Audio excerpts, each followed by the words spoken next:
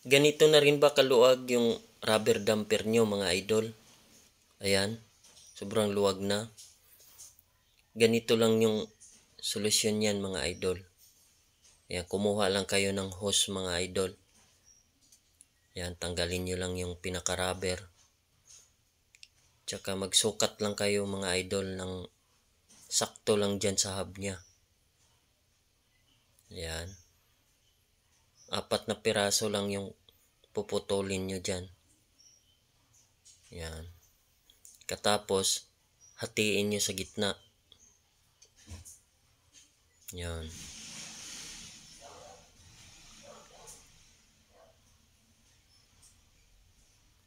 Ayan.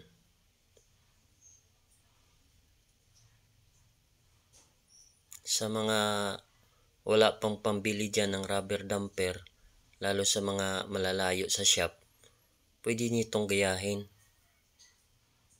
Yan, sabay ibalik nyo yung goma.